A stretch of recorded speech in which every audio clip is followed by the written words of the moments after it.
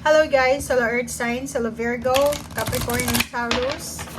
Welcome dito sa akin channel, Kapalaran 888. Alamin natin kung anong messages, vibration, gabay energy para sa inyong lahat. Kay general reading, so pwede kang makaresonate, gamitin mo ang iyong intuition sa panunood. Okay, so Earth Signs, Virgo, Capricorn and Taurus. First card natin is babae. Pwedeng babae ka or lalaki. Pero isang babae ang pinaka-subject ng araw na ito sa buhay mo. Okay. Okay, so kung makikita mo dito, isang babae and projection yan. Number 17, 8, 6. So it's a balance card. Sinasabi ng baraha mo dito na siguro pero ang nakikita ko siya dito, it's either in a relationship ka, lalaki ka siguro, it's either in a relationship ka, Earth Signs, Virgo, Capricorn, and Taurus, sa babae. Pero, hindi ka masaya parang mas gusto mong makipagrelasyon sa kapwa mo lalaki, which is, walang sino man ang makaka-judge na ito sa'yo. So, nakikita natin dito na posibleng sa araw na ito, may projection ka meron kang pinoproject sa sarili mo na ayaw mo na, 'di ba? Yung parang pinipilit mo lang yung sarili mo or parang pinipilit ka ng magulang mo or ng mga tao sa paligid mo or parang influence ba. Pero hindi yun talagang laman ng puso mo.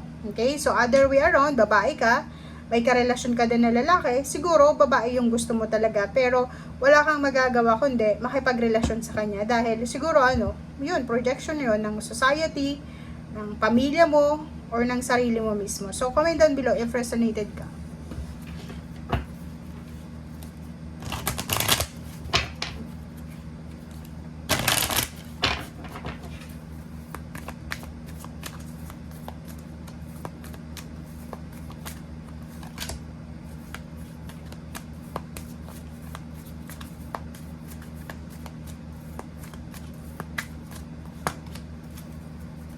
Okay, so yun. Meron tayo ditong power of joy and mother, wife, sister, and daughter. So, nakikita ko sa'yo dito na may iba sa inyo dyan. Fire sign ang iyong mother, fire sign ang iyong wife, or sister, or daughter. Or kung ano man, sino man ito. Pero may nakikita tayo ditong fire sign. So, nakikita ko sa'yo dito na sobrang masaya ka, or sobrang masaya itong mother mo sa'yo, or itong wife mo sa'yo, or yung sister mo sa'yo, or daughter mo sa'yo, dahil siguro sa kung ano yung pinoproject mo, pero hindi nila alam kung ano yung nararamdaman mo. Parang ganun ang nakikita natin. May iba din sa inyo dito na Earth Signs na may mga ginagawa kayo sa sarili nyo sa araw-araw na labag sa inyong kalooban. Pero, ginagawa nyo to dahil gusto nyong ibigay yung power of joy sa inyong nanay, sa inyong asawa, sa inyong kapatid na babae, or sa kanyang anak na babae. So, nakikita natin dito yung feminine energy ay sobrang napakalakas. Sobrang lakas ng babae sa buhay mo. So, parang lahat ng ginagawa mo is impluwensya ng babae, nanay, asawa, kung lalaki ka. And if ever man na babae ka, parang ganun din, pareho din, sobrang powerful, sobrang empowered yung babaeng individual sa buhay mo. Especially mga nanay nyo.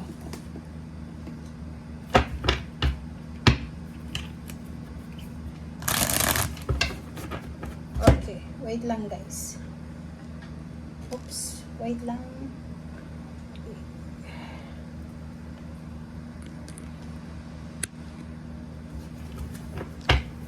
Okay. Earth Signs, Virgo, Capricorn, and Taurus.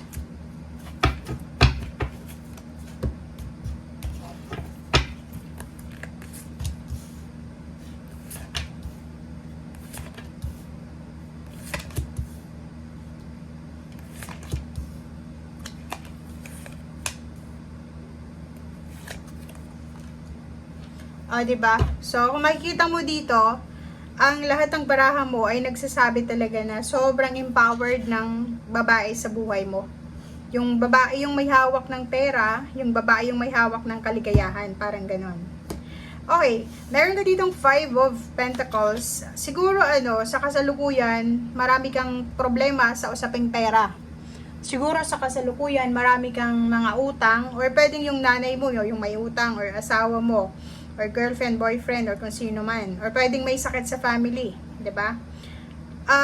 Nakikita natin dito, itong 5 of Pentacles na to, na ano man itong pinagdadaanan nyo ngayon sa financial, ay alam mo na you're empowered, or alam mo na hindi ito magtatagal. Kasi parang nararamdaman mo na dadaan lang to sa buhay mo. Parang nararamdaman mo na in few days, in few months, matatapos din to.